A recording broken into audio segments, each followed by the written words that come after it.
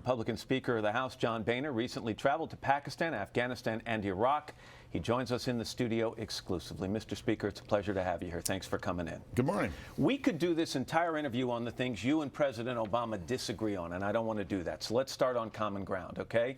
You and the President agree that we cannot walk away from our relationship with Pakistan over what's just happened in the last week or 10 days, but you also both agree the Pakistanis have to answer some very difficult questions.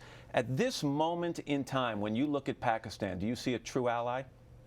I see an ally, but clearly there are questions that remain about what they knew or didn't know about bin Laden being in their country. There are certainly some questions about their willingness to pursue some terrorists, but maybe not others. Do you trust them? I do trust them, but I think it's a moment when we need to look each other in the eye and decide, are we real allies? Are we going to work together? And if we are, you're either all in or you're not in. I hate to make it about money, but over the last decade or so, the U.S. has sent Pakistan almost $20 billion to help us fight the war on terror. Have Americans gotten their money's worth when it comes to Pakistan? Pakistan has been a real asset when it comes to fighting the war on terror.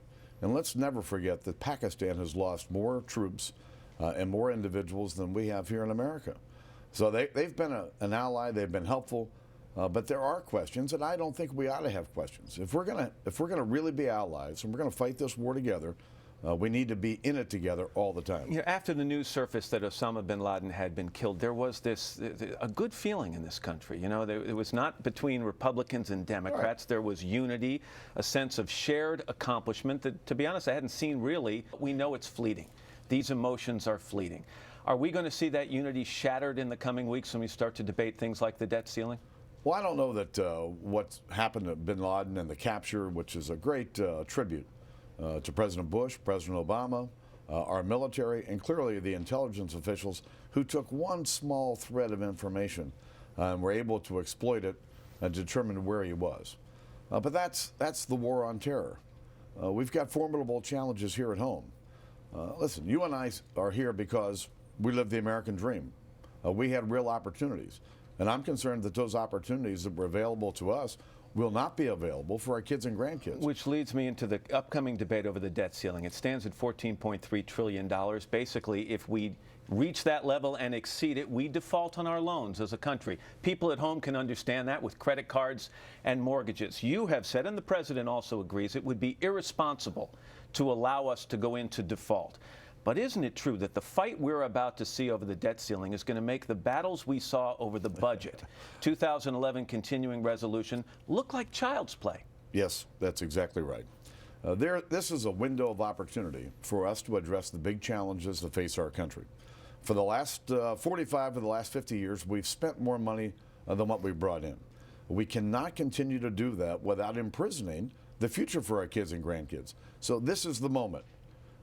Now to address those problems as adults. In a speech last night, you said Republicans would only agree to lifting the debt ceiling if that move is accompanied by even larger spending cuts. Your words, without significant spending cuts and reforms to reduce our debt, there will be no debt limit increase. And the cut should be greater than the accompanying increase in debt authority the president is given. We should be talking about cuts of trillions, not just billions. When you look at the gut-wrenching negotiations that took place to get $39 billion in cuts for the 2011 continuing resolution, how in the world are you going to get trillions of dollars in cuts? Well, I think we need to work together. We've got really two big pots of money. We've got the discretionary part of the budget we argue about all year long, about 1/3 of the budget. And then we have what we call mandatory spending, mostly the big entitlement programs. We know that these programs will not exist in the future if we don't make changes to them because they're unaffordable for our kids and our grandkids. It's time to look each other in the eye and do what we know has to be done. Are you willing to negotiate? Because you're already getting heat. Before the battle has even been joined, you're getting heat from the right side of your party, this from the Tea Party.